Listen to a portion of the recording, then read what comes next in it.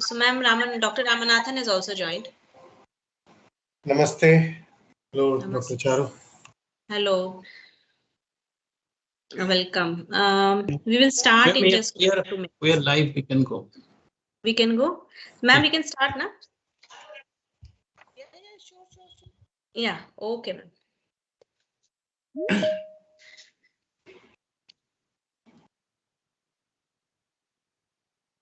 A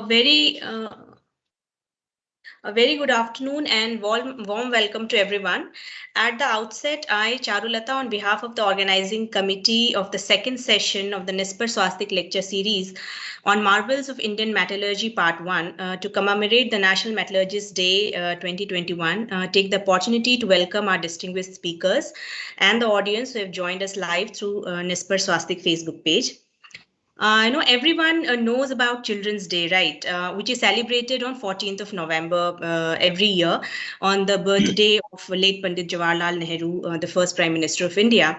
But not many people know about National Metallurgist Day, which is also celebrated on the same day and was instituted in 1962 by the Ministry of Steel and Mines, Government of India, to be held every year.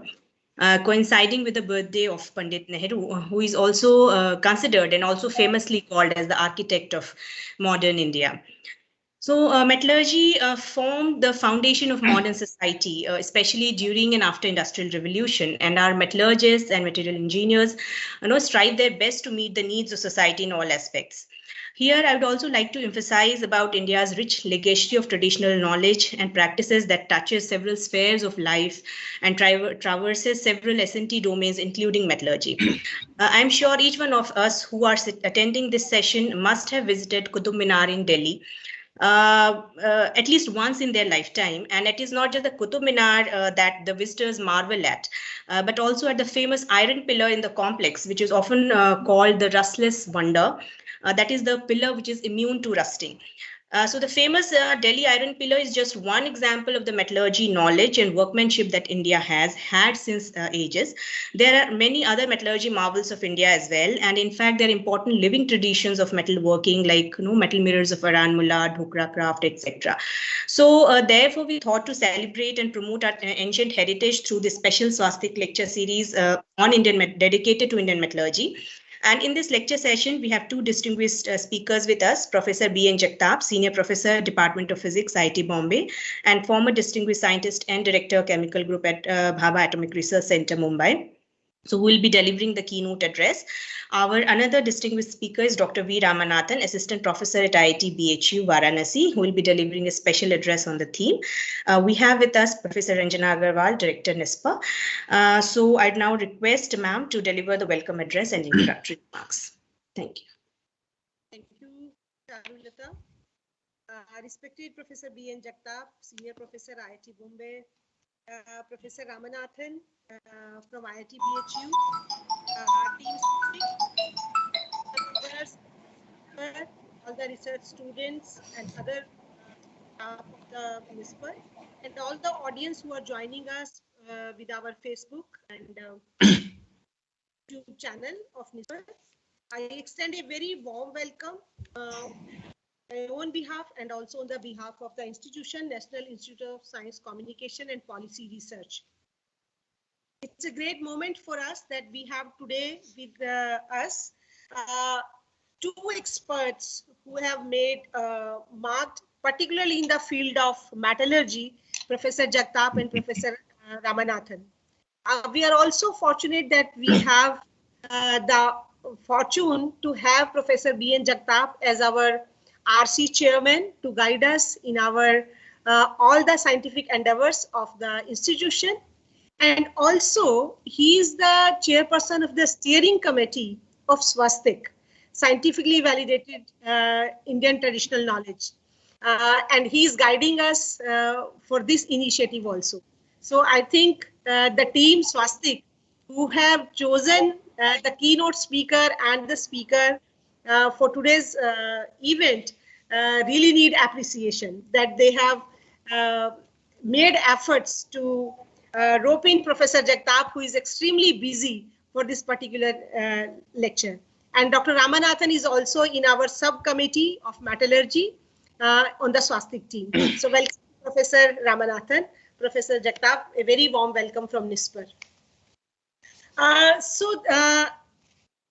think I don't need to talk much about Swastik because they know Swastik in and out, how it was conceptualized, how it is moving forward to bring that traditional knowledge into the societal domains. But the people who are joining us today through online mode, I would like to briefly talk about the Swastik and this particular lecture series today. We all know that since ancient times, India has a great repository of traditional knowledge. And that traditional knowledge was not restricted to a particular domain. That traditional knowledge has roots in education, in food, health, architecture, mathematics, astronomy, metallurgy, name anything, and India has great traditional knowledge for particular field in S&T domains. And the beauty of the Indian traditional knowledge was that their science and nature were in harmony. There was a fine balance between the natural resources and their utilization. There was not exploitation, that was utilization for the welfare of mankind rather than exploitation, which we see in the modern times, that how we are, I will say, robbing our natural resources and making the Mother Earth poorer every day. So therefore, traditional knowledge is very, very important for us. But unfortunately, in the last 4 or 5 centuries, we have lost that, respect, self-respect about our knowledge. In the colonial period, we were made to believe that Indians didn't have analytical aptitude, they were not having scientific temper. And somehow, when it was told us time and again, we started believing it. And many times, people nowadays, the younger generation and a part of the society believes that traditional knowledge does not have any scientific roots into it. Sometimes they name it pseudoscience. And they believe in the evidence-based scientific interventions. They want to adopt only those SNTs which are having scientific proof, which is good enough. But can we say with confidence that the modern science has all the parameters or all the equipments, all the abilities to measure the feasibility of traditional knowledge? This is again, a point of debate. But for the Swastik, we have initiated this program on the initiative of Prime Minister Office. Honorable Prime Minister himself wanted that CSIR should start communicating the traditional knowledge which has, scientific evidence, which can be reconstructed, which can be taken to the society in terms of modern science parameters. And CSIR NISpR has been given the opportunity to take this initiative forward because this is one of the laboratory of CSIR, which is a kind of bridge between science and society, which is a bridge between social sciences and natural sciences. This is the institution which works on the science communication, science popularization, and inculcation of scientific temper. So with this Swastik initiative, we want to bring those traditional knowledges which have been taken up by the scientists in the and they have worked on it through modern tools, and we are communicating this with the help of experts, where Dr. Jagtap is with us. We have till now communicated 3 knowledge to the society.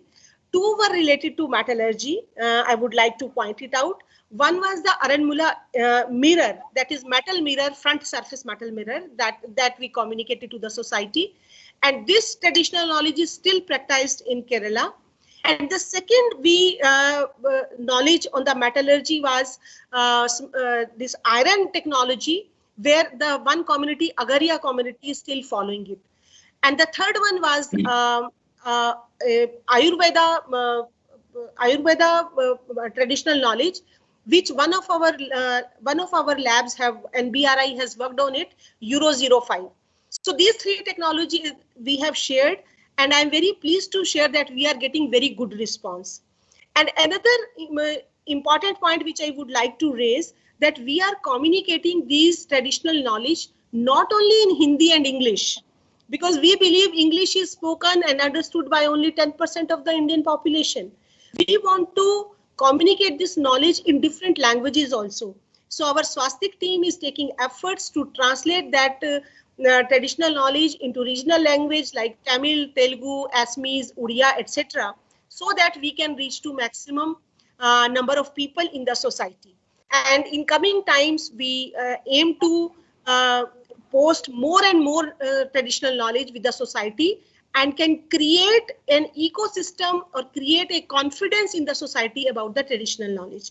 And today on the Metallurgy Day, that was yesterday, 14th November, and Dr. Charulata very well said that we remember it as Children's Day only, but this is the day for metallurgists also, for the chemists also who are working in the domain of metals and alloys. So 15th November, they have chosen the right date, not delaying it any further. And today is the first working day after 14th, and we are celebrating this. And we have with us Dr. B.N. Jagtap, who has keen interest in traditional knowledge, particularly on metallurgy, and Dr. Ramanathan, who will be talking more about it. For some of the traditional knowledge, I think for metallurgy, we are quite confident because we have, examples, live examples with us to believe. It cannot be pseudoscience when Charulata says the iron pillar of Qutub Minar, or when we have iron pillar of Dhar in Madhya Pradesh, or when we have artifacts in Karnataka. So we have those live examples, so we cannot call it pseudoscience. And one thing I would like to say and then close, Acharya P.C. Ray, he also mentioned in his biography that when he was in Glasgow, he was in Edinburgh doing his studies, he said Europeans wrote about development in chemistry, about Egypt, about Syria, about Arab, about China, but there was almost no mention of India. And that instigated him to take studies, unbiased scientific studies on Indian traditional knowledge or Indian chemistry in particular. And he came out of the book, History of Hindu Chemistry, where he very confidently says that science of metallurgy, whether it is acid, alkalis, metals or alloys, and medicine, they had advanced significantly in ancient India, which is equivalent, rather better than alchemy practiced in Europe. So, at that time, he put forward this point that India had a very, very rich legacy of traditional knowledge in metallurgy. So I think today, when we have with us experts and when we have the right day, that is the Metallurgy Day, we talk about our traditional knowledge and drive pride and further communicate to the society about our rich traditional knowledge and feel being pride Indian, particularly at the time of 75th year of independence when we are celebrating this Taka Amrit Mahotsav. बहुत-बहुत धन्यवाद, नमस्कार, thank you. Thank you, ma'am. Now I have the honor and privilege of inviting Professor Jagtap for the keynote address. But before that, I'd just like to read out his brief biography. So Professor Jagtap did his PhD from Bombay University in 1980 and joined the Department of Physics, IIT Bombay in January 2017. After superannuating as Distinguished Scientist and Director, Chemical Group from BARC, Mumbai. Professor Jagtap's research are inclined towards the study of laser physics, quantum optics, nanophotonics, and energy science. The very idea of converting basic science into technology interests him a lot. He has been a recipient of numerous awards and honors, including postdoctoral fellow and visiting scientist at University of Western Ontario, Canada. Senior Visiting Fellow 2000-2001 at the Center for Chemical Physics, Canada. Homi Bhabha Award for Science and Technology 1999. Professor T.K. Rai Dastidar Award for Atomic and Molecular Physics 2009. Platinum Jubilee Award of Indian Science Congress 2010. President of Indian Society for Atomic and Molecular Physics 2010-12. And there are numerous awards to his credit. He was also the editor of Indian Nuclear Society News. and has published several high impact papers also. It gives me immense pleasure also to state that he is also the chair of the steering committee, as ma'am told earlier, and has been a guiding force for the national initiative Swastik. So we draw a lot of inspiration from you.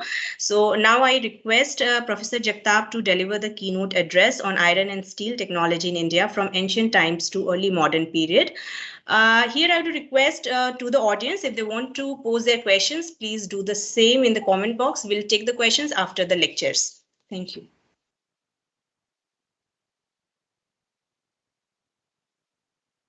Thank you very much for your kind introduction. Dr. Ranjana Agarwal, Dr. Charulata, Dr. Ramanathan, and friends. Well, in this presentation, I'm going to talk about the iron and steel technology of India. And I'm going to cover a very long period of development. There are three reasons why I have chosen this topic. The first one, as Dr. Ranjana Agarwal said, we still have the remnants of the development of iron and steel technology over the last 3,000 years or so. That's the primary reason. The second one is the iron technology has been particularly important. As we say that in the 7th, 8th century BC, where the iron technology became matured in this country, the second wave of urbanization started along the Gangetic Plain. And third important thing that I'm going to touch upon is can we extend this further? And can we make use of it at some places? So let me begin with showing you some pictures, and which are all well known, as Dr. Charulata, Dr. Ranjana Agarwal have already talked about the great iron pillar of New Delhi, which was built somewhere around 4th century AD. And the description that you know of, it's about 6 tons of weight. But the most important thing that we need to remember here, that it's a pure wrought iron, 99.72% iron, and its rustless character is attributed to 0.114% phosphorus in it, which forms a protective layer. This pillar has been praised by many, many experts. I will just bring out to you one particular praise by Valentin Ball, and I'm going to quote this person time and again. The reason why is that he is the first person who studied the economic geology of India and wrote that book, a monumental book in 1881. It covers all metallurgy and all kinds of economic geology of India, and that's the first-hand source that we should use. What is said about this pillar was, it has been said that this pillar must have been formed by gradually welding pieces together. If it is so, it has been done very skillfully, since no marks of such welding are to be seen, and that we are well aware. The second iron pillar, we have plenty of iron pillars in the country. Another iron pillar is at Mukambika Temple, that's at Bangalore. Approximate dates are 200 to 600 AD. It's 8.7 meters and the weight is 500 kg. The Sun Temple Konark, built 9th century, it uses the non-corrosive wrought iron beams. And some of these beams, which I have pictured here, these are the non-corrosive wrought iron beams at Konark. Then, as Dr. Ranjana Agarwal mentioned, there are iron pillars of Dhar. They were built in 10th century. And these are the tallest non-corrosive iron pillars in the world. The height is 11.4 meter and weight is about 7 tons. James Ferguson, who has written a book, History of Indian and Eastern Architect, 1892, made a very interesting comment based on these iron pillars in India. Hindus at that age, that's around 400 AD, were capable of forging a bar of iron larger than any that have been forged even in Europe up to a very late date. and not frequently even now. So that sets up the supremacy of iron and steel technology in this country. Lesser known is the Trishul at Tanginath Temple, Jharkhand. That's a 12th century work. And you can see here the Trishul made in iron. And the recent one, if you want to include, is the Tanjavur cannon that was built in 1620. So we have seen for last 2000 years what are the remnants of the history of iron and steel technology that still exist with us today. Let me just give you a chronology of this iron and steel technology. Well, the early iron technology is believed that started around 1400 BC. That's based on the archaeological evidences. And this technology began independently in India. It's also said that the vast region between Vindhyas and Gangetic Ganga, these were the places where the technology originated. But you find the traces of this technology almost all over the country. The mature iron technology started somewhere around 800 BC. And that's where I said is the second wave of urbanization started in this country. And this technology was based on direct reduction process. And then at some places there is carburization is also done to make steel. There are two important events that also we need to note. The iron surgical instruments, as Charvaka has,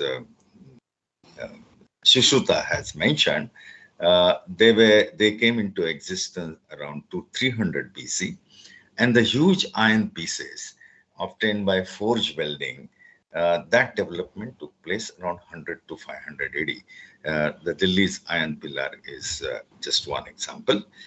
And this practice of iron and steel technology continued till middle of 19th century. Well, the primacy of Indian iron and steel technology, many foreigners have written it. The earliest records of Herodotus, 5th century BC.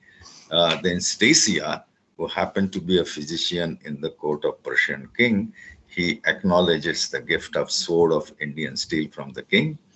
And Curtis in the 4th century BC records that Alexander was presented about 30 pounds of Indian steel. So the Indian steel was so famous.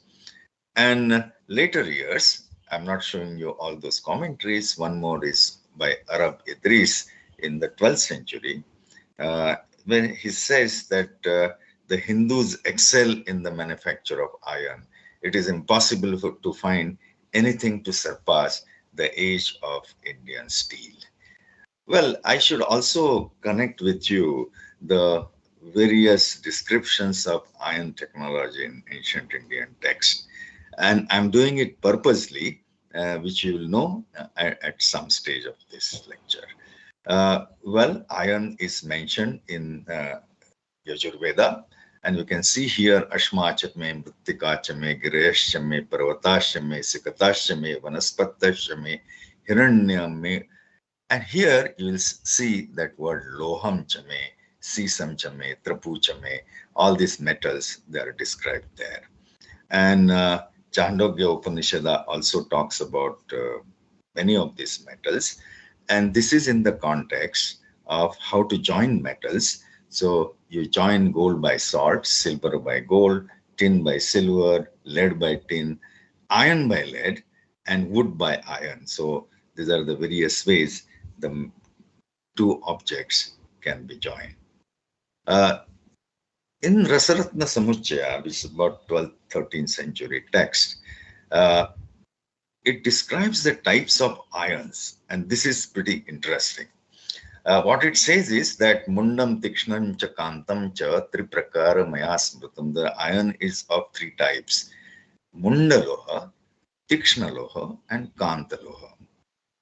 Mundam Tikshnam cha Kantam cha. That is the cast iron, wrought iron, and carbon steel. But it does not stop at this. it says that Mundaloha, Mrudu Kundam Kadarasya Trividham Mundam Chate. That is, Mundaloha is of three types, Mrudu, Kunda, and Kadara. The Tikshnaloha, the wrought iron, is 6 types.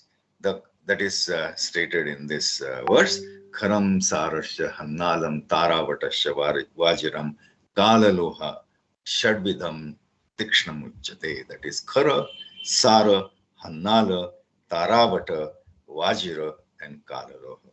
And Kantaloha is of 5 types. That is Brahmaka, Chumbaka, Karshaka, Dravaka, Romakanta. So you can see from this table that there are 6 plus 5 plus 3, there are 14 types of ions which are mentioned. Now, these are not only a hypothetical classification, whereas Rasaratna Samuchaya provides you the details. And what it says is that the Mundam is of 3 types, Mrudu, Kundam, Kadaram. And how do you distinguish them? The one which melts, easily melts, does not break, and is glossy is Mrudu, which expands with difficulty when struck with a hammer is Kundam, which breaks when struck with a hammer with a black fracture is Kadaram. It also starts specifying the varieties of Kantam. The Kantam is 5 types, as we have seen earlier: Brahmaka, Chumbaka, Karshaka, Dravaka, and Romakanta. Now, what are these different varieties? The variety which makes all kinds of iron move about is called Brahmaka. That which kisses iron is called Chumbaka. That which attracts iron is called Karshaka. This is the magnetic properties, but the different ways the iron behaves in these materials. That which at once melts is Dravaka, and Romakanta is that which, when broken, shoots forth hair-like filaments. So each variety of iron is described in details. And then you can see this particular verse. What it says is, if you want to test whether you have a piece of iron, whether it is a Kanta iron or Kundam or anything, then it gives you the specifications. And what does it say is, if water is kept in a vessel and oil poured over it, and the oil does not spread about, if asafoetida gives up its odor, and decoction of neem its bitterness, and if you boil milk in that particular vessel, it does not overflow but rises like a peak. If such be the characteristic of vessel, know that it is made of Kanta iron. So the qualitative recognition of these metals, these various iron objects is also mentioned. And this particular verse I like the most because of the language. And you can, what it says is that mercury is like an intoxicated elephant. Madon matta gajaha suta. And Kantam is like a bent hook wherewith to restrain it. So if you want to collect mercury, then you must look for a pot which is made up of Kantam. The wise man digs it out of the mine, that is mercury. That which has remained exposed to the sun and atmosphere is to be avoided. So you go in the mine and collect it in the Kantam, because mercury is like an intoxicated elephant. Only Kantam, that particular iron, can help you collect it. And alloying of iron was also well known. I just brought to you the earliest record of iron alloying, and it is from the Kautilya's Arthashastra. Kautilya's Arthashastra provides you a list of officers in the government, and one of them is the Lakshana, that is superintendent of mine, and he's supposed to make these silver coins, Rupya Rupam, what we now today call as Rupiah. The word has come from Rupya Rupam. And how to make it? It is an alloy of silver with the 4 parts of copper and 1/16 part of any of the metals, and it is said to be iron, tin, and lead. You can see here Tikshnam here, Trikshnam Trapu Sisa, that is iron, tin, and lead. Hardening of steel has been described in Brihad Samhita. Now, this is a very interesting verse. Let me show you what does it mean. There are two verses here. The first one is you apply paste of gelatin from ship's horn, dung of pigeon, etc. on the surface of steel, smeared with oil and strongly heating it with the sprinkling of water and butter. So that's one way of hardening the steel. You will know why these materials are used in a short while. The second one is plunging of red hot steel into a solution of banana plant ash in buttermilk and keeping for 1 day. So 1 day you keep the steel in banana plant ash mixed with buttermilk. Well, that you can see that banana plant ash will have potassium and buttermilk will provide that lactate, so you'll form potassium lactate. So you immerse steel in potassium lactate for a day, and then you plunge that red hot iron into that solution. The commonality between these two is that you are providing nitrogen containing chemicals. The ship's horn has got a lot of nitrogen. Dung of pigeon has a lot of nitrogen. And potassium lactate also you're trying to work with nitrogen. So this one guesses was probably the process of nitriding of steel. So this is what is mentioned in Brihad Samhita. Now, there are some skills, exotic skills related to the iron technology are mentioned. And this I'm quoting from Dr. Baba Saheb Ambedkar's book on ancient Indian commerce. He mentions a skilled person called Kammara. And what is the description? A generic form of a metal craftsman producing iron implements from iron house to a razor or the finest of needles capable of floating in water. So now you can see the kind of expertise and the skills that the Indians had developed in iron technology. This is from iron house to finest of a needle which could float on water. Now, the question arises, what was the practice of iron smelting in India? So let's look at some metallurgical part of it. All that what we know today is from two sources. The one is the archaeological findings. And second, there exists some ethnic groups in the country like Asurs, Vijayas, Agarias, and Lohar. They still practice this iron smelting process, and they produce iron, and their iron is also happens to be rustless. So we can learn from those groups what could have been the iron technology in the ancient times. At the same time, we need to keep in mind what Valentin Ball wrote in Economic Geology of India. And what is said was, if we take a survey of the system of iron manufacture as practiced by natives of India, we meet here and there traces of what may be the remnants of higher system of working than those now existing. So he also is perplexed that such a rudimentary thing, what existed in 1881, with that, how could Indians develop such massive iron structures or even smaller pieces of needle which could float on water? So he conjectures that there must have been a higher system of working, and what we see are the remnants of that higher order system which is now existing. So the one example is Asurs of Jharkhand. These are the ancient iron smelters, and these are the photographs of their iron smelting process.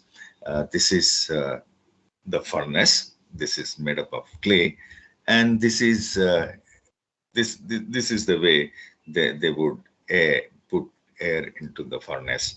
And this iron smelted by Asurs also has anti-rust properties. So now we start extrapolating based on the archaeological evidences as well as what we know from the existing ancient iron smelters. And what turns out to be is that the process is solid state reduction process. Now, remember one number, that a melting point of iron is 1540 degrees centigrade, which will be useful for next discussion. And it's a clay furnace, and which is filled with fuel as well as the charge. The process begins with preheating of iron ore. So you preheat the iron ore and mix it with charcoal. And this particular mixture is then heated to the reduction temperature. And these furnaces are typically the bloomery furnace types, operating at 1000 to 1200 degrees centigrade. And you can immediately compare that this temperature is much less than the melting point of iron. So the entire process is a solid state reduction process. Now, in this reduction, the charcoal and oxygen will form carbon monoxide, which reduces iron oxide to iron. And there is also the liquid slag formation. There is a lot of silica in the charge in the ore, which combines with iron, forms a liquid slag. This iron silicate. Now, from here, you get the iron lumps, and those iron lumps are then hammered. Why hammered? Because within those iron lumps are the entrapped liquid slag. After hammering, that slag flows out of the iron mass. And at this stage, what you get is the wrought iron. And if you want steel, then of course one needs to go for controlled carburization. We'll see some examples of this. And then finally, you get steel. This appears to be a very simple process, but you can imagine what could have been the higher level process. We do not have any idea about it. The material flow, this has been studied by the National Metallurgical Laboratory, and I bring it to you some figures they have arrived at. The primitive iron making furnace of the Asurs, the total operation time is about 6 hours. And on the input side, you have 24 kg of iron ore.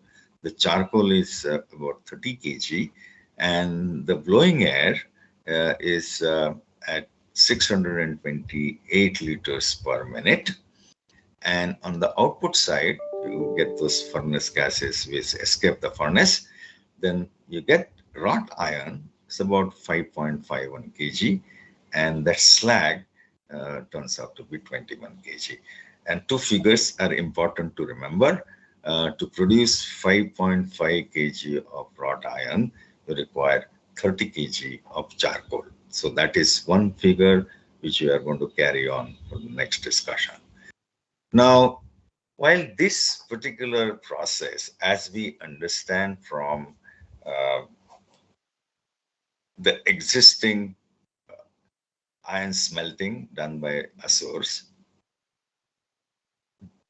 Valentin Wall talks about differences, and he says that, well, there is no unique process which is adopted in India.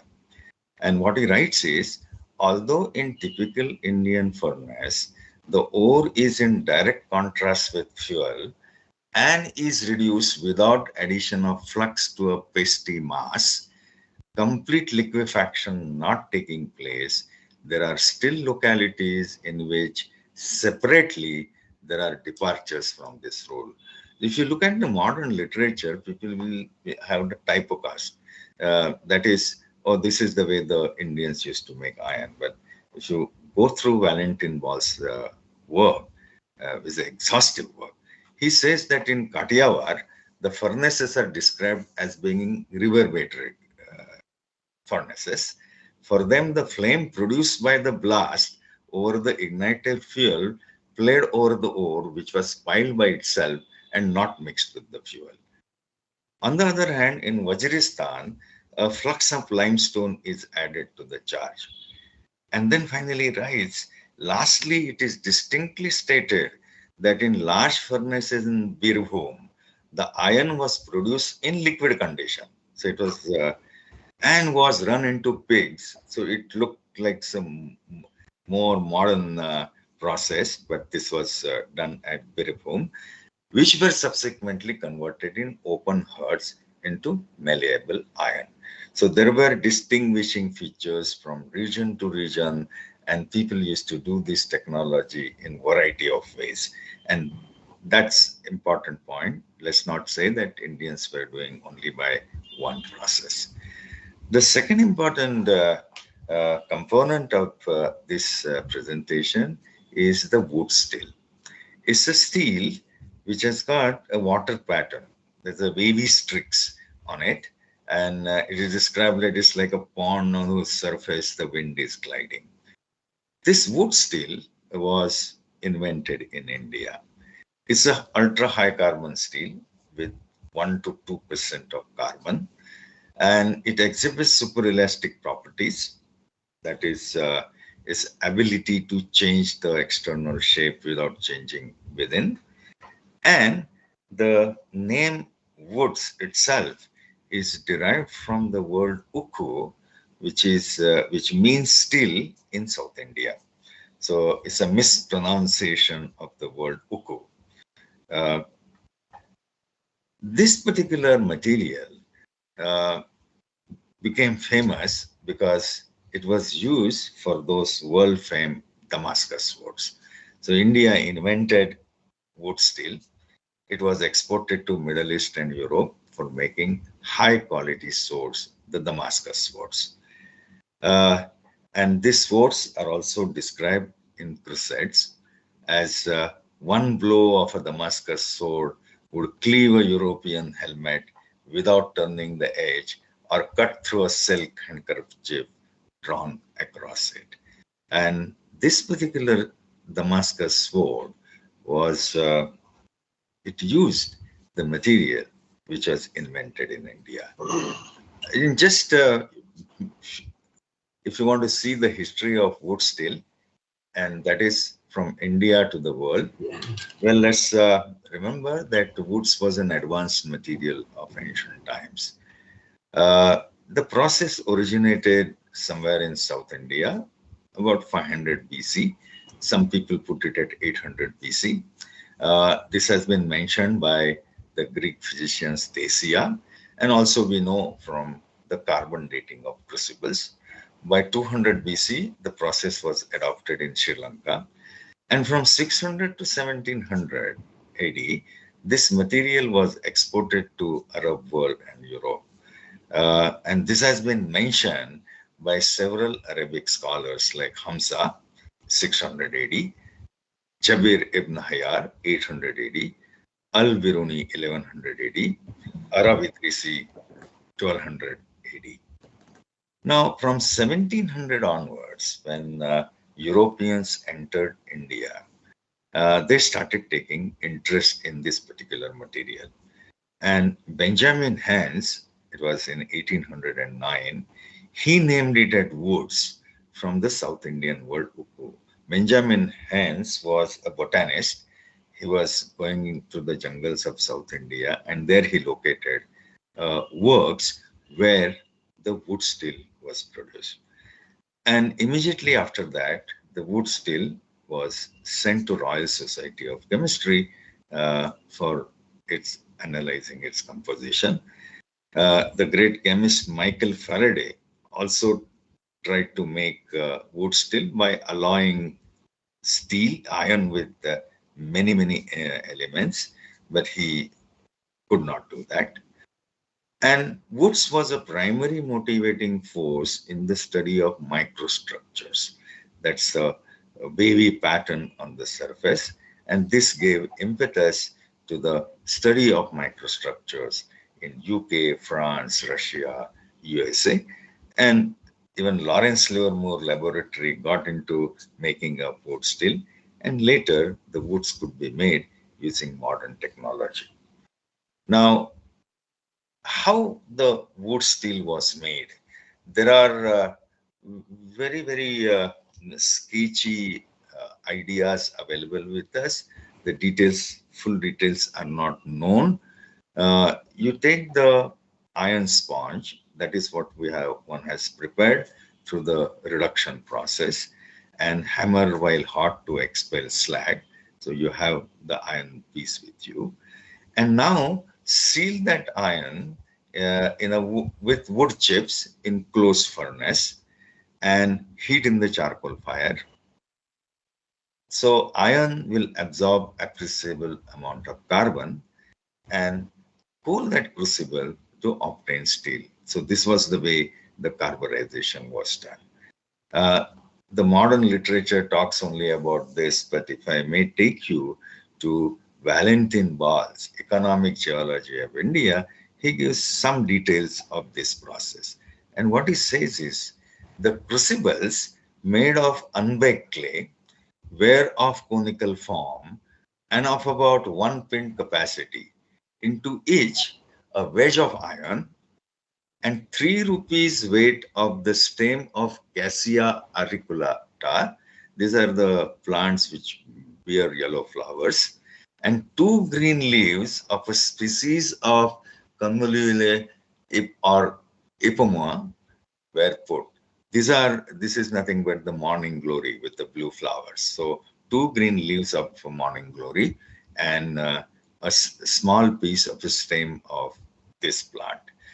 The mouth of the crucible were then covered with the round caps of unbaked clay. They were dried and made ready for the furnace. 15 crucibles were arranged in the furnace. This is what he actually sees the preparation of the wood steel. The furnace filled with charcoal, the bellows were plied for 4 hours, after which the operation was completed. When the crucibles were opened, the steel was found melted into a button with a sort of crystalline structure on its surface. He also notes that there were 13 men to each furnace, a headman to make and fill the crucible, and 4 relays of 3 men each, 1 to attend the furnace and 2 for the bellows. And after all this exercise, the 4 hours labor of 13 men, each furnace manufactured 45 pagodas worth steel. Now, pagodas is that old Indian coin. 1 pagoda was approximately 3 point something grams of gold. So you can see that one operation, this is the amount of steel that could be produced. So there are some details are available from Valentin Ball's work. Now, this high quality Indian steel was exported to England as late as middle of 19th century. And the world famous scientific magazine Nature in 1882 notes, and I quote, even in quite recent days, Indian steel was in considerable demand in England. It is probably not very generally known that a large quantity of the excellent iron used in the construction of the Menai suspension and the Britannica tubular bridges was from Porto Novo works in South Arcot in Salem district. Well, there are some information is required here. The Menai suspension, the construction started in 1818 and its length is 417 meters. Britannica tubular bridge, the work started in 1846. Its length is 460 meters. So until 1846 at least, the Indian steel was exported to England for constructing these bridges. And Porto Novo is today we know it as Parangipetai. It's in a Cuddalore district. Now, Damascus sword, these are the very recent results about last 20-25 years. Damascus sword showed to contain large amounts of carbon nanotubes. This is not to say that Indians knew about nanomaterials, but they had accidentally discovered these nanomaterials and they were using it for the material that finally was used for making Damascus sword. On this, Robert Kerr, the Nobel laureate in chemistry in 1993, made a very important statement. And what he said, I quote, carbon nanotechnology was much older than carbon nanoscience. For the Damascus sword, Indians produced the raw material. They mined the ore, iron ore, and exported it. Up to the middle of 18th century, the steel swords depended on this particular material. And when the mines in India stopped, they lost the technology. So now here we start understanding the loss of technology of iron making the wood steel from this perspective. Now, this is where we now come to towards the end of this presentation, the decline and death of the iron technology. The first one is this process is largely a charcoal-fired process, and and there is no wonder that this process originated in the places where there is iron ore and also thick jungles. However, over the period, it would lead to loss of forest unless some scientific interventions are done in it. Also, during the British period, there were restrictions on the mining and the use of forests. And this together, the mining stopped in India, as Robert Curl has said. And in the process, we lost the technology. Now, by that time, there was cheap European iron was available in India. And I just bring to you two figures. The iron imports in India in 1873 to 74, you can see that total imports were 77 lakhs 78,824 rupees. And in just about 5 years, the iron import in India rose to 1 crore 22 lakhs 93,847. So with the availability of the cheap iron and also for the reasons which we have described earlier, the mining stopped and production stopped, and this led to the loss of skills and the technology declined and finally became dead. What happened because of that? That India became dependent on the commodity, that is iron, which was once exporting to the world. It became dependent on the European sources. Now, the question that we ask is, where do we go from here? And during this preparation of this particular presentation, I came across an interesting paper in Scientific Reports. This is a Nature Publications 2021, uncovering the superior corrosion resistance of iron made via ancient Indian iron making practice. And who are the authors of this? This is Curtin Corrosion Center, Energy and Chemical Engineering, Faculty of Science, Curtin University, Perth, Australia, and also the Australian Nuclear Science and Technology Organizations. And they got a piece of rustless iron prepared by our ancient iron smelters, and they again examined it. Why I'm showing it to you is that we Indians have been thinking that the rustless iron is an open and shut case. We don't need to investigate anymore. whereas this work appears in 2021. And my interest in this particular work arose because this is funded by the Nuclear Science and Technology Organization. In 2008, I had a chance to discuss with the French Atomic Energy Agency scientists. That time they had completed the work on the rustless iron of India.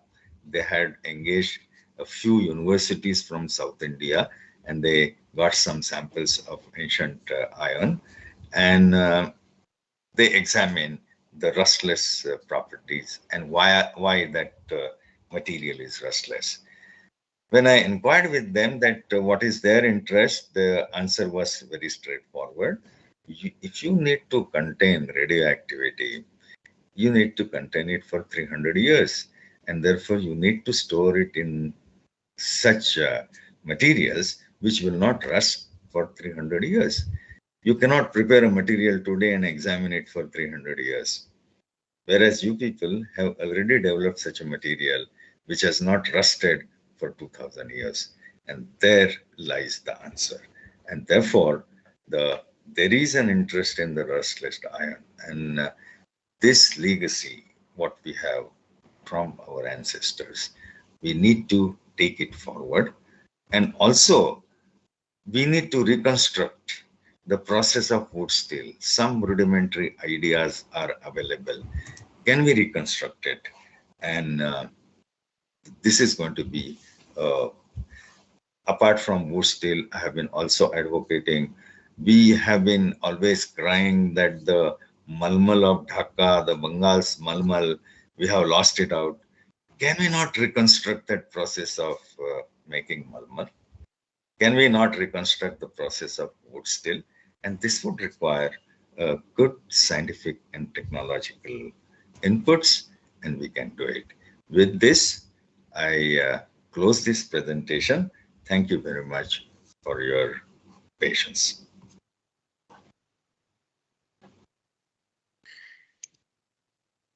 Thank you very much, sir, for your wonderful talk, which I'm sure has enlightened and engaged, and inspired our audience about the metallurgical prowess of India, and also the science behind it.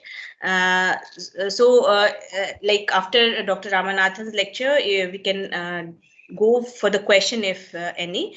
So now I have now the honor and privilege to invite Dr. V. Ramanathan, Assistant Professor, Department of Chemistry, IIT BHU, for the special address on Indian metallurgical heritage, highlights on gold, silver, and zinc works. Dr. Ramanathan is a physical chemist trained in laser spectroscopy, Raman microscopy, and computational chemistry. After his PhD from IIT Kanpur, he has postdoctoral experience in Seoul, South Korea, Basel, Switzerland, and Stuttgart, Germany. His current research is focused on surface-enhanced Raman scattering and applying Raman imaging in biology and medicine. His other academic interests include the history of science in ancient and medieval India and theoretical aspects of Carnatic classical music also.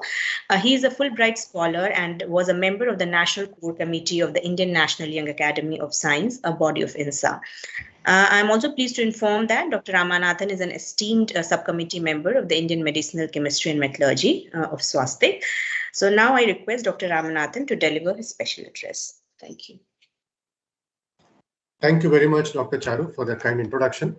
And I also thank you as well as the organizers to have given me this wonderful opportunity to commemorate the National Metallurgists Day through this lecture series. And it's indeed my esteemed honor to follow this lecture by the lecture delivered by Professor Jagtap, such a senior and esteemed metallurgist, chemist from our country. And with a deep interest in ancient Indian metallurgy, I indeed deem it my privilege to address after his lecture. Although it's a very, it's a privilege on one side, but following such an expert is an equally nervous task. So with all the trepidations, I kind of share whatever I have from my part on other metals that Professor Jagtap has left so kindly for me to talk on, which are gold, silver, and zinc. So I have a presentation which I would like to share.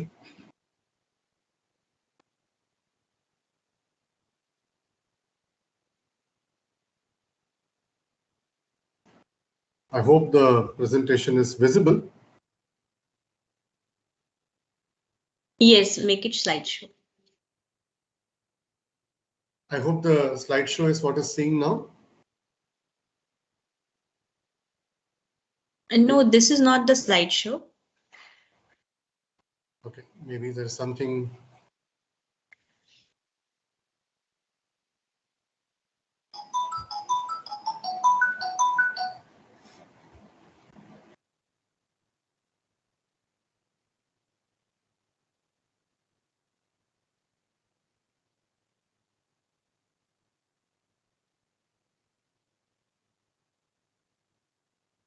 Is it visible now? Yes, yes, please go Okay. ahead. So as Professor Jagtap had already mentioned about it, this is the famous verse that we come across in the Krishna Yajurveda, where he had quoted the full paragraph, Ashmachame, Mrittikachame, Garayashchame, Parvatashchame, but there a small excerpt comes, Hiranyam Chame, Ayashchame, Sisam Chame, Trapushchame, Shyamam Chame, Loham Chame. So these are the descriptions of the 6 metals, and we see this right from our Vedic age. But like every other problem associated with history in our country, dating is an issue. So precise date, accurate date in terms of the number is still a debatable issue, but fairly this is believed to be at least 5,000 years old or somewhere in 3000 BCE. So there I'm showing you another verse which is quite recent as 1927 by one interesting, I would not say chemist, he's a Vaidya, Bhudev Mukherjee, was also a contemporary of Prafulla Chandra Ray. And he writes a book as recent as in 1927 and calls it Rasa Jala Nidhi, which had, in fact, 5 volumes to its credit. It had very critical reviews in the Nature journal of that time. One of the oft-repeated criticism of this 5-volume series is that Bhudev Mukherjee did not produce the authentic source from where he had collated all his material, but he had promised to give those sources in the last volume, but perhaps he has not written it, or it has been lost to the antiquity because we do not have access to the last volume. But I want to, coming back to the topic here, what I wish to highlight is that as recent as in 1927 also, the repetition of these 6 very metals is what is blatantly seen. That is, over a period of vast period of 5,000 years, our obsession has been on these 6 metals. Of course, in 1927, there is one additional metal to it, and which is the zinc, which is in this verse appears in the second quartet, that is the Yashoda. So the sloka goes Swarnatararka Lauhancha, Yashoda Trapusi Sakam. These are the 7 metals that Bhudev Mukherjee says, of which the Swarna, Tara, Taraka, Loha, Arka Loha, Trapu, and Sisaka have been running in our collective civilizational memory as well as in practice from the Vedic age, if not earlier, with the exception of one metal, which is the zinc in this case. So this is to drive home a background that how old and antiquarian is our engagement with metals and documented evidences. Of course, trapped by the tools of Western historiography, we deem it those information as authentic if we have a historical record of them. And here we have, although Vedic literature have been passed on to us through oral heritage, nevertheless the world recognizes the antiquity of it, and it is considered as one of the early corpus of the world literature. So this is to just drive home, as I said, to lay the background for our continued obsession and continued civilizational practice towards these metals. And what are these metals? It's Hiranya, Aya, Sisa, Trapu, Shyama, and Loha, which in English translates to as gold, silver, lead, tin, iron, and copper. I put question mark on the names, besides the names of two such metals, while translating this Krishna Yajurvedic verse, namely Hiranya and Aya, because of a particular reason that even in our own historiography, we do not have, unfortunately, we do not have a standardized version of referring to different entities. So much so that even here, a famous metallurgist, once again contemporary of P.C. Ray, who wrote his magnum opus, two monographs on the iron and copper. These two were published. We can access them from the National Metallurgical Laboratory website today. This is by Panchanan Niyogi, who translates Hiranya as silver and not as gold, which is a conventional translation of Hiranya to gold. But Panchanan Niyogi translates Hiranya to silver and Aya to gold. So he has his own logic for it, but I'll not get into that details of linguistic anomalies here. But what I wish to draw home the point is that given the enormity of words for referring to a single entity, the Sanskrit corpus enshrines in itself vast number of vocabularies. These are advantageous on one hand to compose a literature or a poetry, whereas when they are referred to much later in time, it adds to a lot of confusion as well. Because today, if we have to refer, because there is a word called Chandra also attributed to gold, but today our collective memory, our civilizational memory recognizes Chandra to only moon. So there comes a lot of linguistic nuances where one has to look at our older records. Nevertheless, from all these references, we do get to see our continued engagement with these metals, silver, gold, lead, tin, iron, and copper, and also zinc from the recent past. When I say recent, it's as recent as 1,000 years old. So compared to a civilization which is 5,000 or 6,000 years of continued legacy, 1,000 years seems to be relatively recent. Before I move on to the other metals, briefly talking about our predisposition of these metals, many of you may not be aware, but to reinforce the point that our Earth, the top layer is where we are, the landmass where we live and where the water is present. Below that is the crust for a few kilometers, and below that is the mantle, a few again stretching to larger than the crust dimension. Then we have the outer and the inner core. So this is the geological layered composition of our planet. And you can see here that the sea level, if we roughly take it as 100 kilometers, the crust extends to around 670 kilometers and mantle extends to roughly 3,000 kilometers, and the inner core and the outer core constitutes to close to 10,000 kilometers. Now it is in this crust that almost all our metal artifacts are found in their ore form, and all other materials that we make use of from the nature is found in this crust, which is 670 kilometers deep. And even in this crust, if we look at the composition of the different entities or atoms that are found, large portion of it, roughly 46% of it comprises of oxygen, and nearly 28% of it is silicon.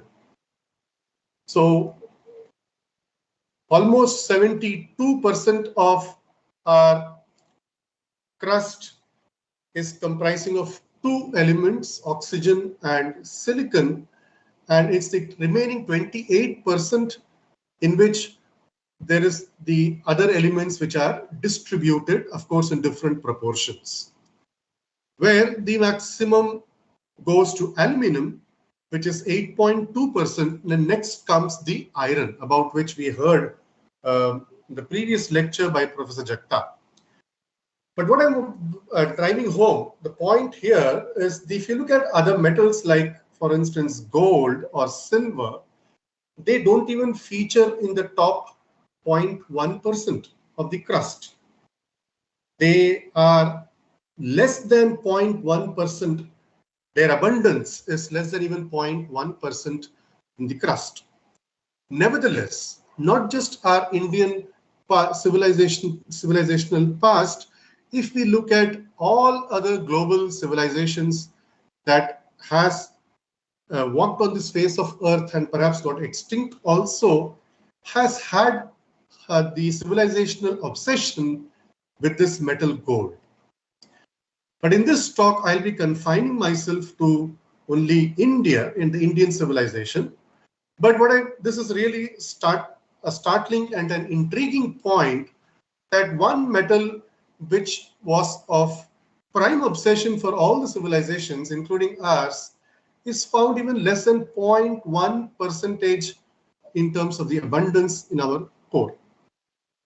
And this, mind you, is the global quantitative estimate. So if we are talking about India, and it is either the gold that is in the limited access to the geography of the Indian terrain, or with limited imports back in that time that people were doing. So it is even a smaller fraction of that 0.1% is what we have access to. But with even such tiny minuscule amount, back then people did have marvelous artifacts made for their religious as well as secular uses, which they had put to use in the day-to-day life. So this was our, just a minute. So this might have given an impression how difficult it is to work with those metals which are even found less than 0.1% in our Earth's crust.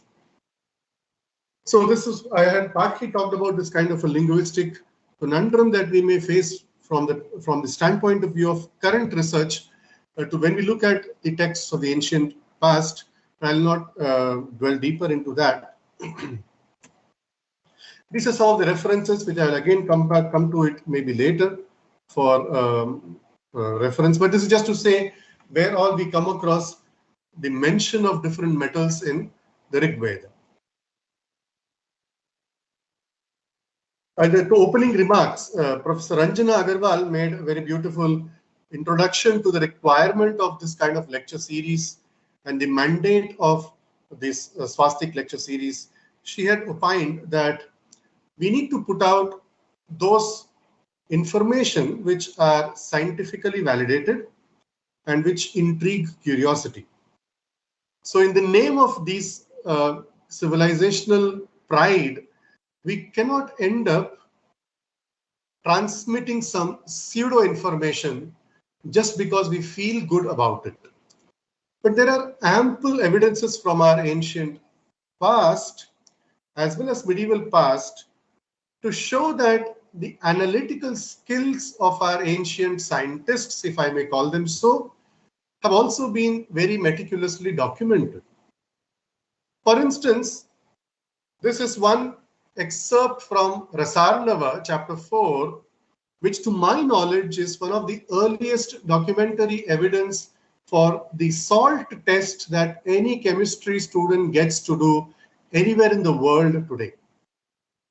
Like this Avartamane Kanake Pita Tare Sita Samaprabha Shulve Nida Nibha Tikshne Krishnavarna Sureshwari Mange Jwala Kapotava Nage Malidhumika Shailetu Dhusara Devi Ayase Kapila Prabha. So this goes on listing different metal salts when they are introduced to fire, what kind of color they will be emitting. So this, as I said, it's exactly, at least when I was in school, I was made to do these salt tests. And I'm sure every modern student of chemistry, of modern chemistry, no matter where he or she is getting his or her education, this salt test is being done by them in the school throughout the world. And the first documentation of this, we see it in our Sarandava. And of course, as many texts of our country experiences a sad state of affairs, the exact date of this is not known, but it is fairly assumed to be somewhere between 9th to 11th century in the current era. And of course, the author also is not known today. So such is our sad state of affairs with respect to our own heritage literature. So this is one such example to show. I was inspired by the opening remarks made by Professor Ranjana Agarwal to just highlight what kind of scientific temper was enshrined in our ancient literature.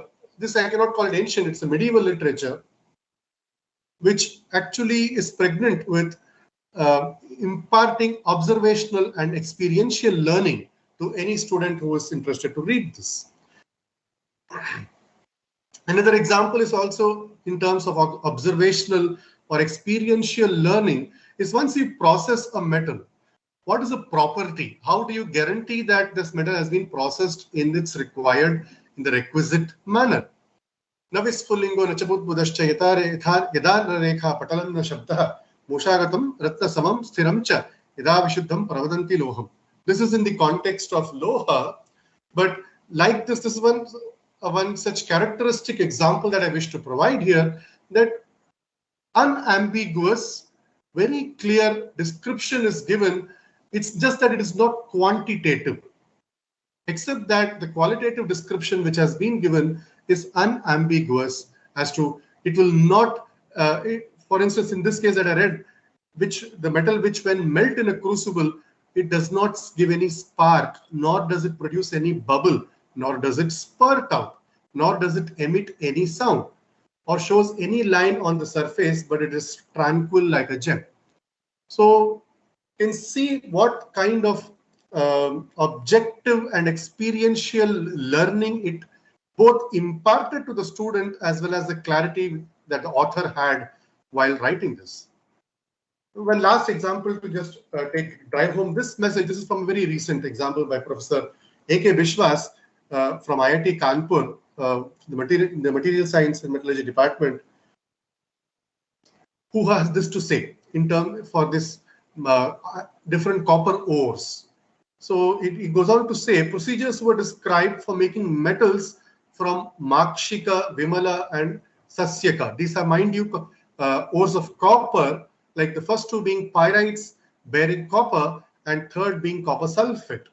And the wonderful observation was made that all the three red products seemed to be identical, that is tamra or copper. So this observation made centuries before the discovery of elements and Daltonian chemistry cannot be belittled in the 5th century AD. Cannot be belittled. I mean, and the author later goes ahead to say how they were groping very close to the atomic theory as well. Another example and of course, this is also the favorite of Professor Jagtap, because I've heard him quoting this also in several other platforms, of Nasosti loha matango yemna gandhaka kesari nihantyat gandhamatrena yadva makshika kesari. I'll not bother about explaining because I have given you too many examples to drive home the scientific temper with which the texts were considered and written and imparted to the student. This is in precise to show the reactivity of with respect to sulfur, how different metals were graded with respect to their reactivity with sulfur. So coming to my topic, gold and silver, and of course later parts I'll also be talking about the zinc.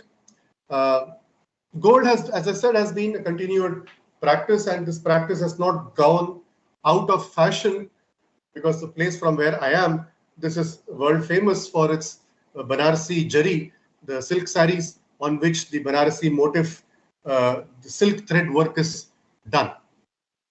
There's a continued legacy of the use of gold, at least for 5,000 years, if I may say so. The gold, from literary evidences, as I said, we find it right from the Rigvedic period. So again, the date of Rigveda is debatable, with one school of thought attributing Rigveda to as late as 1500 BCE to some other school of scholars pushing it back to even 3500 BCE. Be that as it may, all that we know is the world recognizes Rigveda as a corpus of the early literature. There we find copious references to the word gold, and it is not from any later retrofitting that later scholars attributed this word to the gold that we understand today. There is absolutely no such kind of ambiguity when we come across this term in the Rig Veda. Few examples that I've shown you here. Like he says, he shines in splendor like the sun, refulgent as bright gold is he. So it's very clear it is talking about the gold metal because its refulgence is being talked about. Similarly, in the third mandala, we come across the place Hiranyaya Mutabhogam, which says treasure of gold he won. So if gold cannot be anything but the gold that we understand today, because had it not been, then it cannot be a treasure. Similarly, the fourth mandala we come across Shuchi Hiranmayam. That is, he gleams like gold on thee. So gleaming, refulgence, the treasure, and all gold. Ajayatasam Hiranyasama. So all these references, this and many more references in the Rig Veda that we come across are unambiguously referred to the metal gold that we are all familiar with even today. This is one such artifact which I wish to share. And you see the kind of the effort required by the artisan required to produce such a thing. This is a agate mineral with which the body of the bull is made, and the horns are made of gold. And this is dated to 1800 BCE, and it is currently in the State Archaeology Museum of the state of Haryana. So just look at the the beauty part of it aside, the skill required to process gold. First of all, again, go back to that pie chart where I showed you gold is much less than even 0.1% throughout the world. But then the Harappan people, this is 1800 BCE, is attributed to the Indus Valley civilization. Again, the dates are debatable, but this is the mainstream accepted date which we can go by it for the time being. And the Indus Valley people or the Harappan people not only extracted the gold, that they had also processed it, giving it an aesthetic appeal. The same Harappan people, they had, excavations have led to the world of the kind of jewelry that were made and used by the Indus Valley people. And on the left that you see are some of the examples. And mind you, there has been a continued legacy of usage of such kind of jewelry. And this is one such example from a temple in South India, where you can see that the Utsava Murti is always adorned with lots and lots of jewelries. And these jewelry designs are today labeled in the jewelry market as antique jewelry design. So you can see the continued use of gold from a very old time. And it is, as I said, it is being continued to even this day. Coming of other texts, fast forwarding from Rig Veda, the other seminal text that we have as a very nice landmark is the Arthashastra.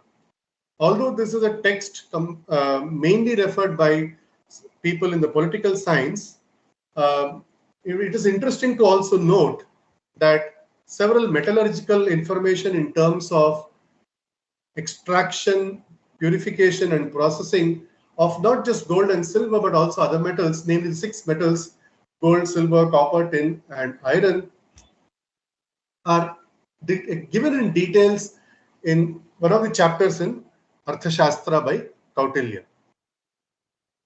And it is also here that we come across the term Akara Dhwaja, about which Professor Jagtap had mentioned in his lecture, which is a new term coined for the superintendent of mines. So here Kautilya gives different types of gold: Jambu Nadam, Shatakumbham, Hatakam, Vainavam, Shringashuktijam, Jatarupam, Rasavidham, akarodgatam cha suvarnam. Excuse me. So these are the different types of gold. Just a second. These are the different types of gold that were extinct, that were extant during the time of Arthashastra. So Jambu Nada, that which is a product of the river Jambu, and exact Jambu River, there is a debate on whether it is the Satluj or one of the rivers in the northern terrain. We can put it in that way. Shatakumbha, which is extracted from the mountain of Shatakumbha. Again, what is this mountain Shatakumbha in today's parlance is not precisely known. Hataka, that which is extracted from the mines known as Hataka. Vainava, which is the product of the mountain Venu. Shringashuktija, which is extracted from Shringashukti. The author, it's not very clear what this Shringashukti is. It by all means should be some kind of an ore form of gold. As such, Shukti in a different context means pearl. So it could mean some calciferous rocks in which the gold were found. Because one more origin of gold as accepted in the scientific world today is that when you had this meteoric showers, several rocks embedded with gold were showered on this surface of the earth, and these also are a good source of gold. So this is just my conjecture or hypothesis that calcareous rocks containing gold streaks perhaps could be the Shringashukti, and these are varieties of gold.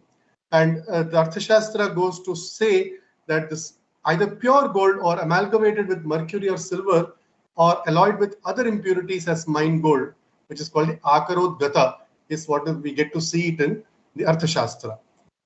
That which is of the color of the petals of a lotus, ductile, glossy, incapable of making any continuous sound, anadi, and glittering is the best. That which is reddish yellow, raktapita, is of middle quality, and that which is red is of low quality. So here you can see how precisely the required information. This is not, by the way, for any chemist or a metallurgist. This is the information that Kautilya is given for a mine superintendent. And there's a whole chapter dedicated to gold. And by this fact, you can see what was the amount of engagement of people back during Kautilya's time, the amount of engagement that they had with gold, that he had to dedicate one whole chapter for gold.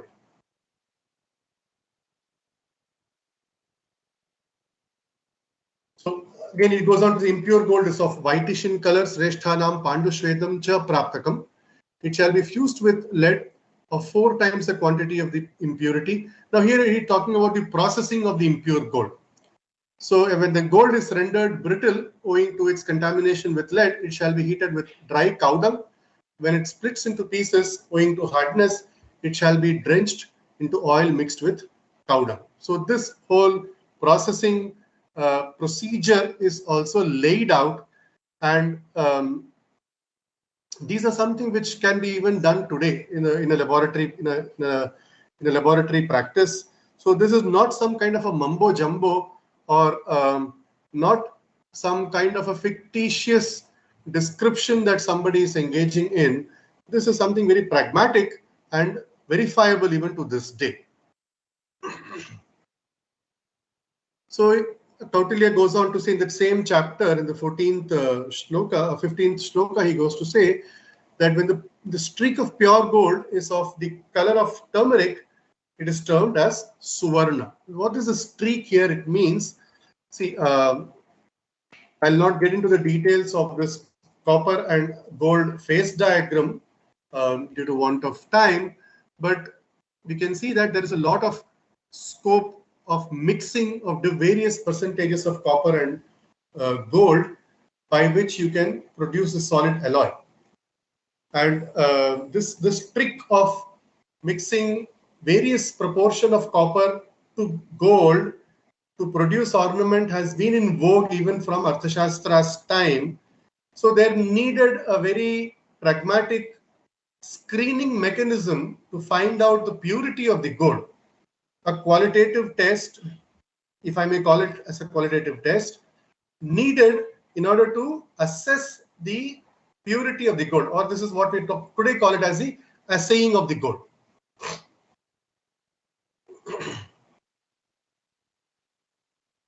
So here the description goes that when from 1 to 16 kakanis of gold in a suvarna, kakani is again a measure to represent the proportion or percentage of this gold, which are replaced from 1 to 16 kakanis of copper, so that the copper is inseparably alloyed with the whole mass of remaining quantity of the gold. 16 varieties of the standard of the impurity of gold will be obtained. Excuse me. So this, as I said, this act of mixing various proportions of copper to gold was well known back from Kautilya's time.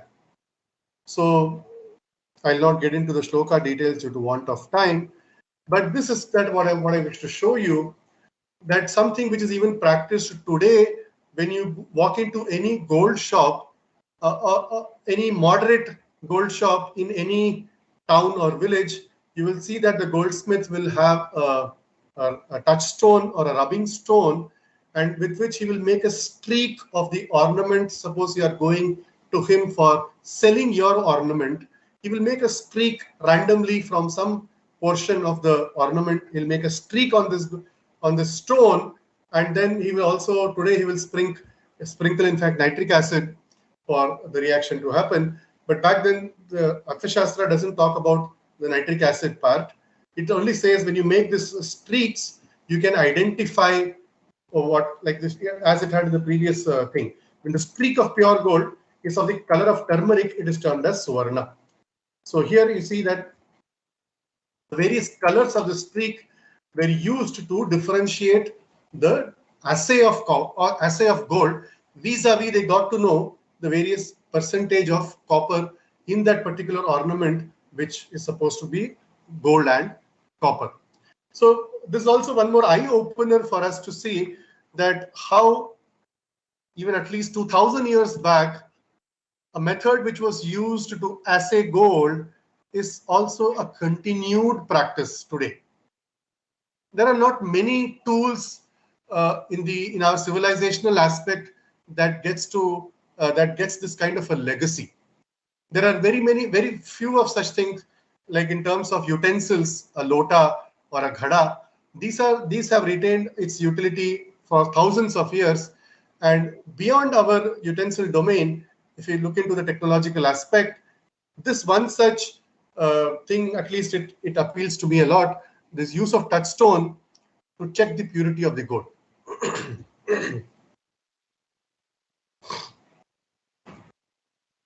Coming to silver, can I take 5 more minutes and wind up?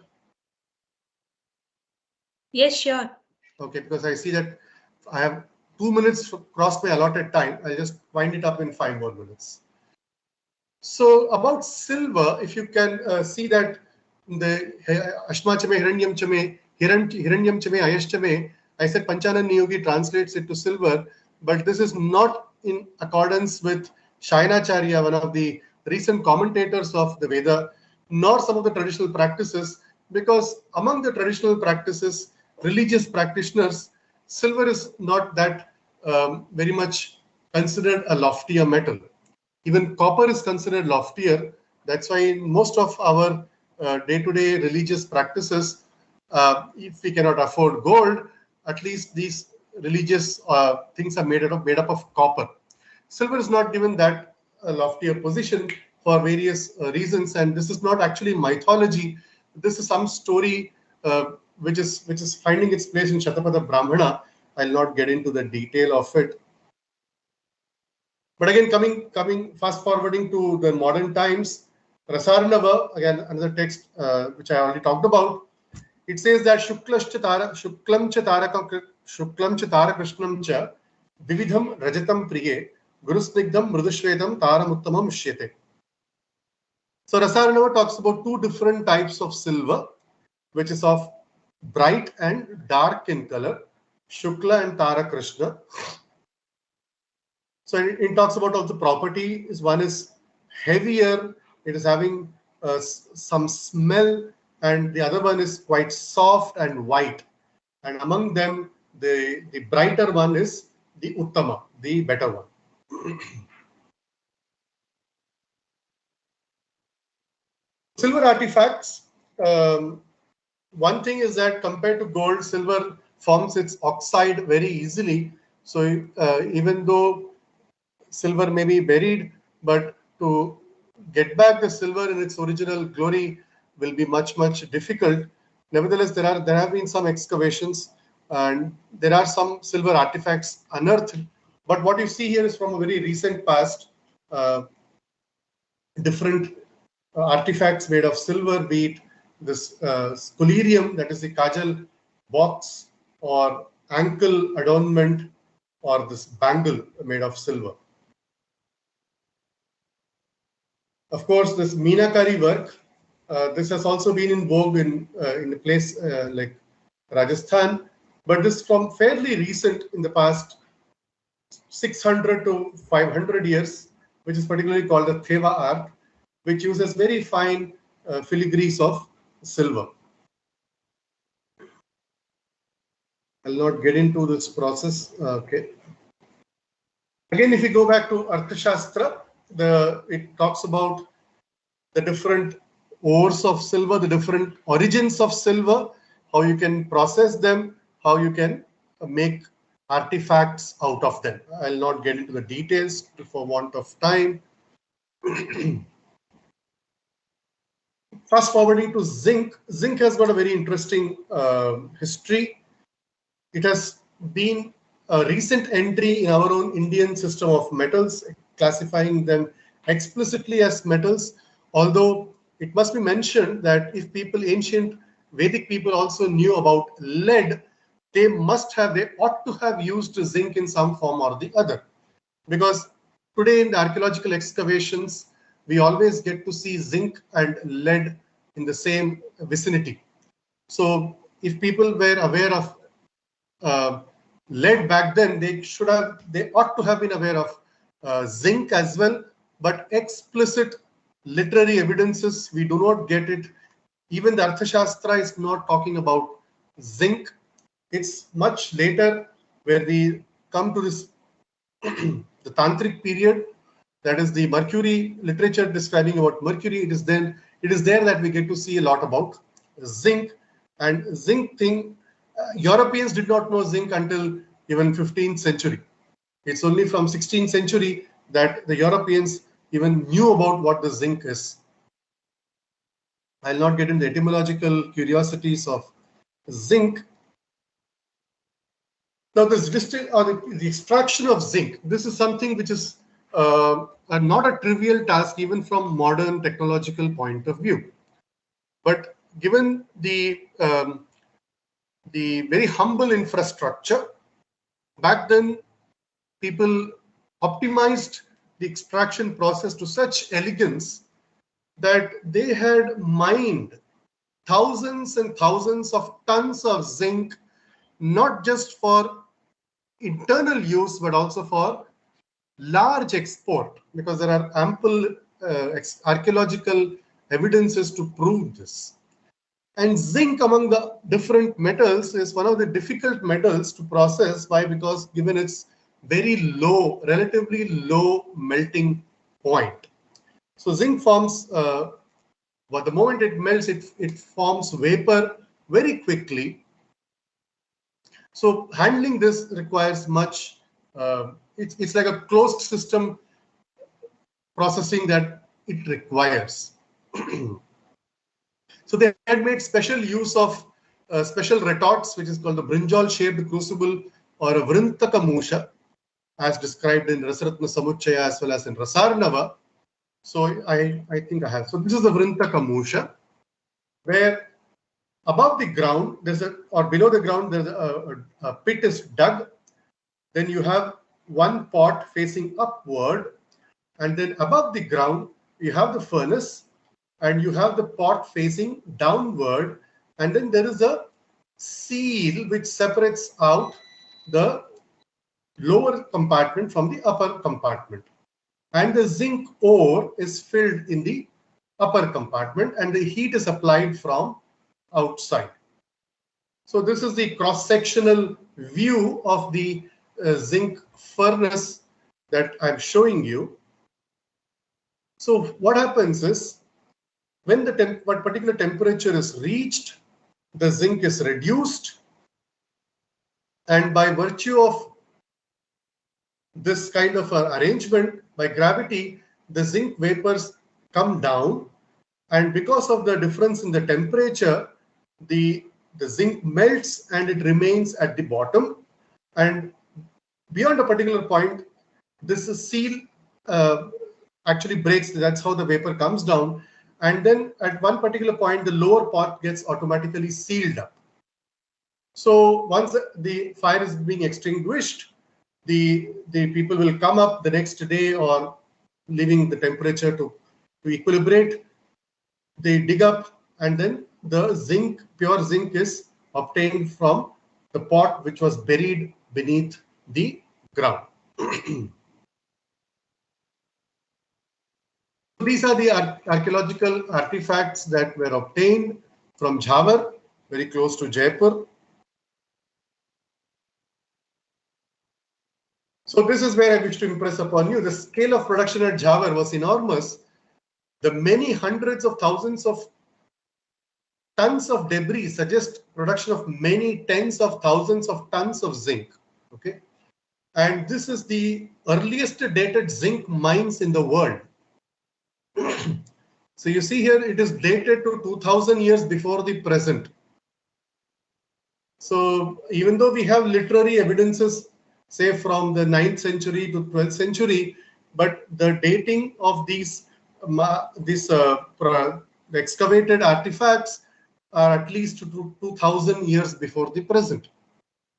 And hence this is also termed as the earliest known zinc production on an industrial scale in the whole world. So this is something that we need to be very proud of, about the scale of production with which we dealt with zinc. And as Professor Jagtap mentioned, during the Britishers' time, there were a lot of restrictions on the mining. A lot of such people who engaged in this kind of activities were criminalized by the colonial officers, by criminalizing not only their activities, but the entire tribe of people who engaged in such activity were declared criminals over the night. And there are records of court cases being put on them if you look at some of the cases from 1854 onwards. So I'll not get into those details. Those are also interesting matter of details, but they will merit a different lecture on a different day. So with that, I come to a close of my talk. I'm sorry if I have taken some extra time, but this is just to show you the continued legacy with which we have for these metals, the Aranmula mirror, through which this committee headed by Professor Jagtap and Professor Ranjana Agarwal, we have successfully communicated to the society about this metallurgy and interesting aspects about this Aranmula mirror. I had also shown you some of the glimpse of this Theva art and this continued legacy of the golden Jari work which goes on in different pockets of our country, Banaras, for which this is also quite famous. Lastly, I wish to close my lecture, and this is my famous quote. Whenever I get an opportunity, I close with this. When C.V. Raman, and recently we had C.V. Raman's birthday also exactly 1 week before, so this is kind of almost timely to remember him, that when he was touring the Cambridge, he met Rutherford, and after touring around the Cambridge, he seems to have commented to Rutherford the following. He said, "It seems to me Cambridge is a place for play and not for study." And immediately Rutherford turned around and said, "We do not try to grow bookworms here. We train men who can govern an empire." I don't have to explain this, the gravity of the response given by Rutherford to C.V. Raman. This is a big lesson for all of us, at least students of science, to learn. With that, I thank once again the organizers to commemorate this beautiful day, National Metallurgists Day, and giving me this wonderful opportunity to share my thoughts, albeit very briefly, with you all. Thank you and namaste. Thank you, Dr. Ramanathan. for an insightful talk on the various metal technologies of India and the scientific any evidence behind those. So we have a couple of questions from the attendees.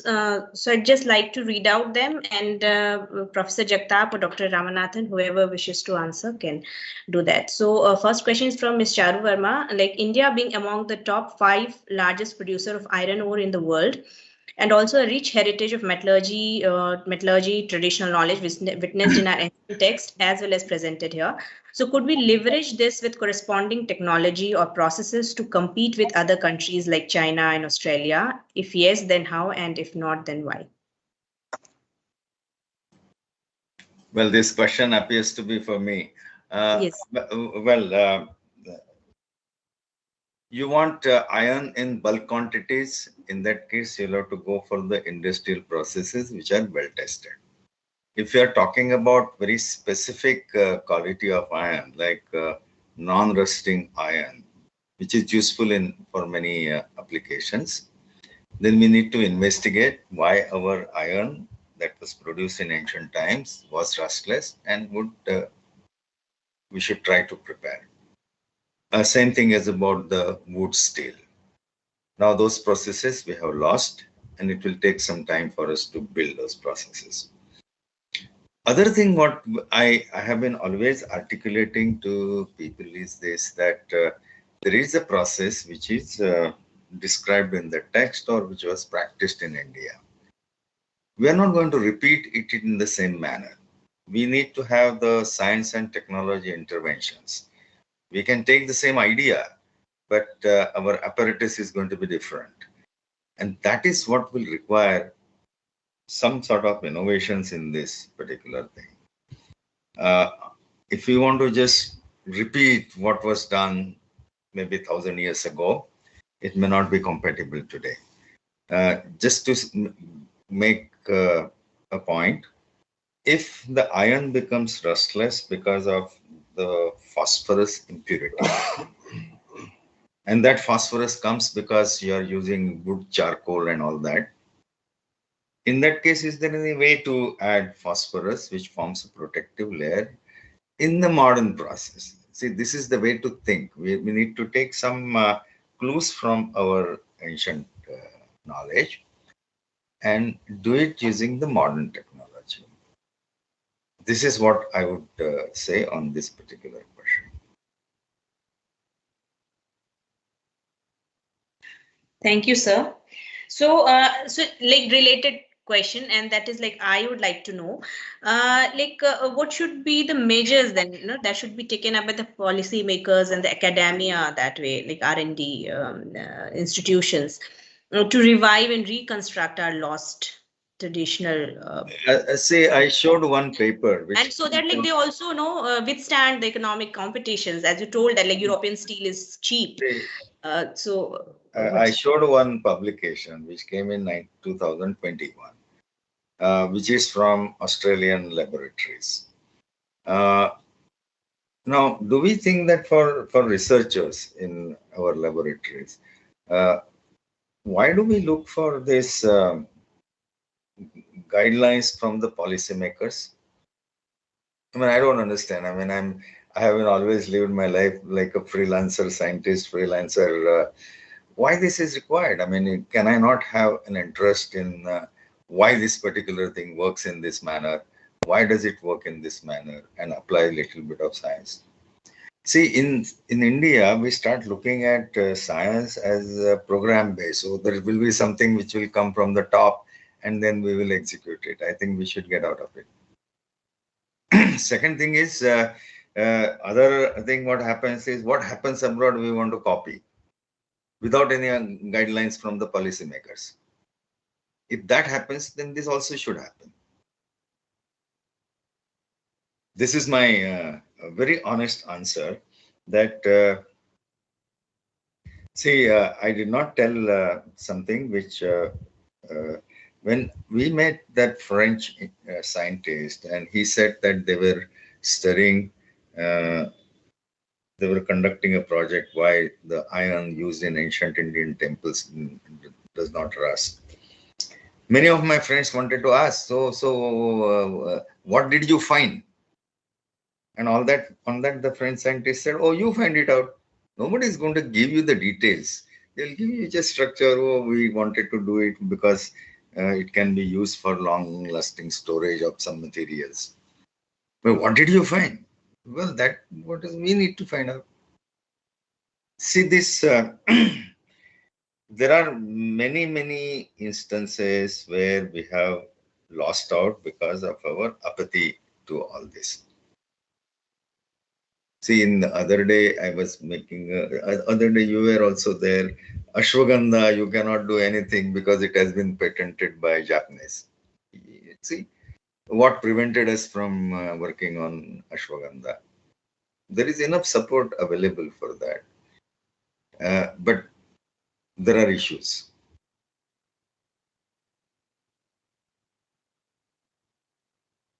Thank you, sir. So one more question. Dr. Parmananda wants to know, would you like to comment on the status of documentation and research on our metallurgical heritage? See, the INSA has documented quite a bit. There are documents available. Only thing is we need to put them together. Second important thing is, like I said in my talk, there is a stereotype thinking about Indian iron and steel technology. Oh, it was done like this and it was done like this, which is based on archaeological findings and also whatever Asurs and these people do. Can we see? Question that our community need to ask is that if Delhi iron pillar is 7 tons of weight, a typical furnace which is used by Asurs can give 5 kg of material. Is it going to be possible? How much time is it going to take? So if Valentin Ball can ask that question, that there must have been a higher level of technology which is lost. Now that question we need to ask. We need to also ask that forge welding, how was it done? If not for anything, I mean, let's not also say that this we are going to implement the technology and all that. Even for a civilization to understand what its ancestors did and successfully did is going to be extremely important. See, that's why, although it is not connected with this today's presentations on the National Metallurgical Day, I have been talking to some people and I learned that the French people are trying, French or Belgian people are trying to reconstruct this Dhaka's malmal. Why do they do it and why don't we do it? Which is a question that our community should ask. Or we don't want to respect our traditions and say that, oh, whatever we have lost forever, and let's not worry about it. See, the questions are plenty. If Indus civilization, which perished 3,000 years ago, we can still try to reconstruct it. We're still trying to reconstruct how people lived there, what language, that language is not deciphered, but what intense efforts are going on all over the world. Whereas all this wood steel or Dhaka's malmal, they were lost just about 150 years ago. It would be easier to reconstruct. And provided people think about it, that the legacy is important. See this, now this is again out of the scope of these discussions, but I'll tell you, there is a yagya which is done, Parjanya yagya, that if you do that yagya, you can expect rains. So there was one person who said that there is going to be a yagya like this. Would you like to come? I said, yes, I will come. I went to that place. It was by road. I traveled about 16 hours. I reached there. And next day morning, morning till evening, I was watching that yagya and trying to understand what is going on there. There was some science in it. I mean, you understand that there is some science in it. Other things there are that is mixed with some religious activities. But this is what scientists need to have an open mind and say that, well, what is that? Why did it? Why did anybody adopt such kind of a thing?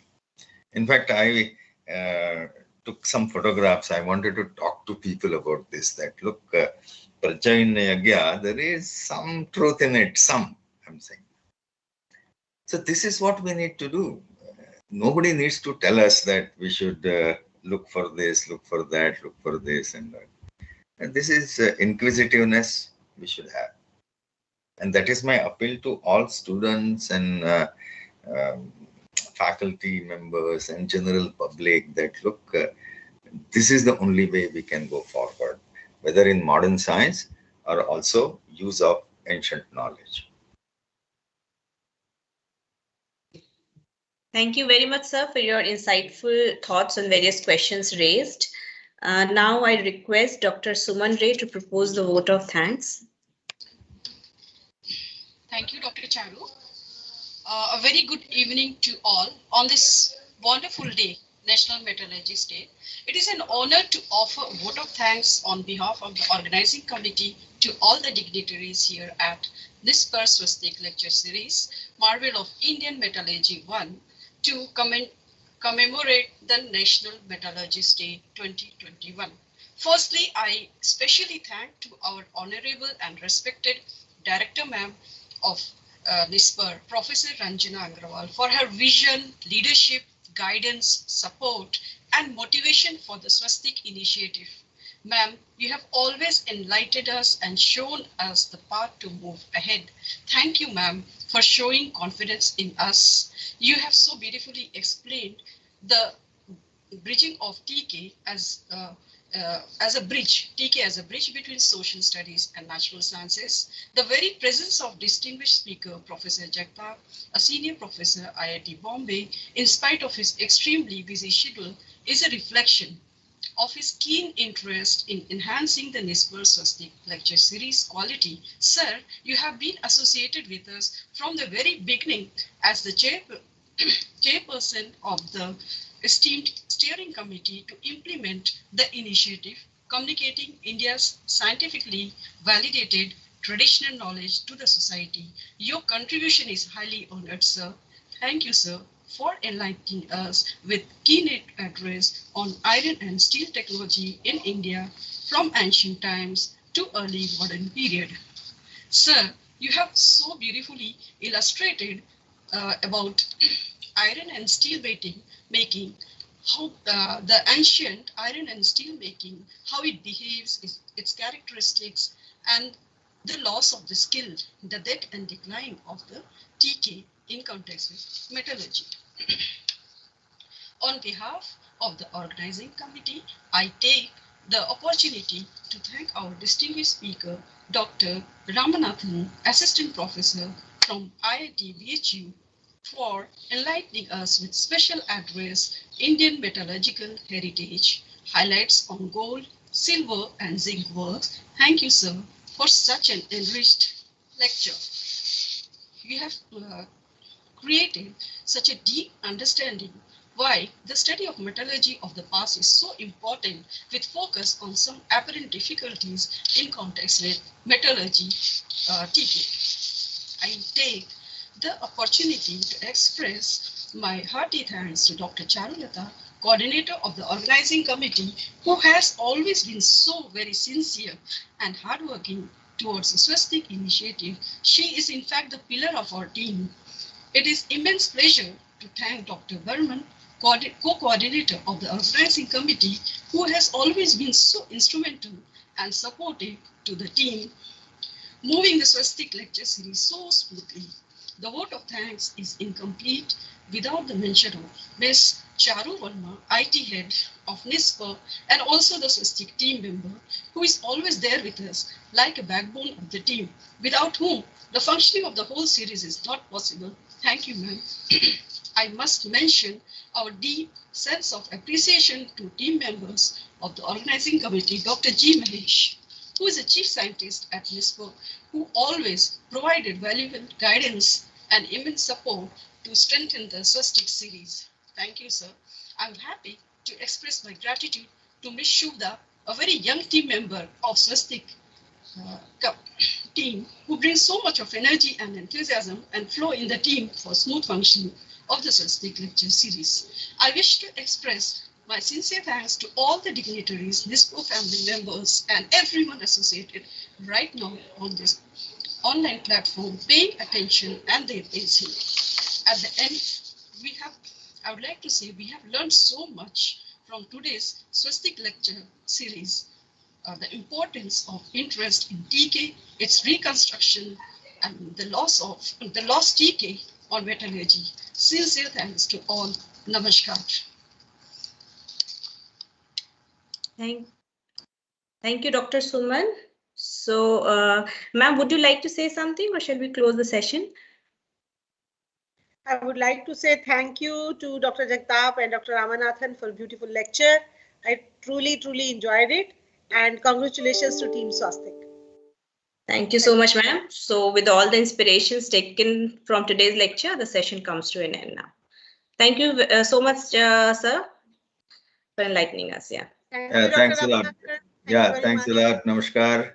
And yeah, bye. Excellent.